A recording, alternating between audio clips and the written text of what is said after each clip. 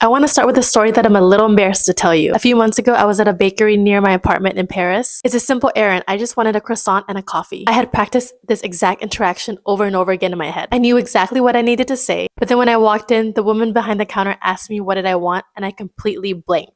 I just froze. And it's not because I didn't know enough French, but it's because I suddenly became aware that I have an accent and that she might have to ask me to repeat myself. And there might be a long line of people behind me hearing me struggle in French. So I just ended up pointing at the croissant like a child without saying anything. And I walked out of the bakery feeling defeated, like I failed a test that I had been studying for so long. Here's what's interesting about that moment. I'm an English coach. I have spent the last 5 years helping people learn the language and feeling confident in their own voice. I know that intellectually it's part of the process to make mistakes, that no one is judging you as harshly as you're judging yourself. I totally know this. And I still drew a complete blank at the bakery because knowing something and feeling safe enough to actually act on it are two completely different things. And I think this is the most honest thing I can tell you about language learning. The block is almost never the language. It's the fear of what people will think of you whenever you speak out loud. When you speak in your native language, you're not just communicating the information out loud, you are presenting yourself. You're presenting your intelligence, your humor, your personality, and all of that comes through in how you speak. Now imagine doing that all in a language that you're still learning on the side. When you might reach out for a word, but you can't really remember it. When the joke doesn't exactly land because the timing was off. Someone asks you to repeat yourself and your face turns red. What's happening in that moment isn't exactly language failure.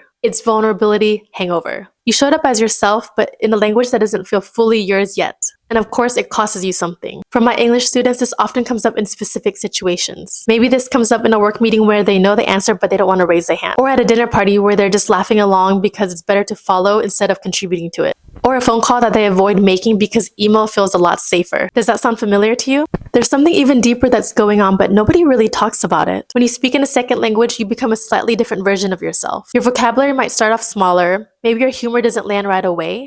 Your stories take a bit longer to tell. You might sound more hesitant, more doubtful, more formal, or childlike than you really are. I feel this completely in French every single day because in English I feel more comfortable in it, therefore I feel a little bit more confident and more articulate in that language. And in French, I feel like I'm sometimes performing a rough sketch of myself. The full version is still there, it just needs more time in the language. So what do you do with all this? First step is to name it. Next time you go quiet, don't just ignore it. Actually label it for what it is and don't push or criticize it. Okay, I'm feeling blocked in English right now. I'm scared to be judged because the distinction really matters. You can work on overcoming fear in a way that you can't really work with bad English. The second thing is to find your low stakes practice ground. For example, the reason I froze in the bakery the other day is because I had been practicing the language alone at home. I hadn't built enough reps in a real, live, unpredictable French conversation to feel really confident yet. And your English is the same. Grammar and vocabulary is not enough. You need repeated, real-world exposure to start shrinking your fear. And the third thing is that no one really tells you this. Let people actually see you try. The moment you stop pretending to understand everything and you say something like, sorry, I'm still learning English and I didn't really catch what you were saying, something shifts and people really respect the effort. And more importantly, you start respecting yourself for showing up whenever you really need it. You know, I decided to go back to the bakery the other day and the same woman approached me behind the counter. And this time I actually spoke to her asking for a coffee and a croissant,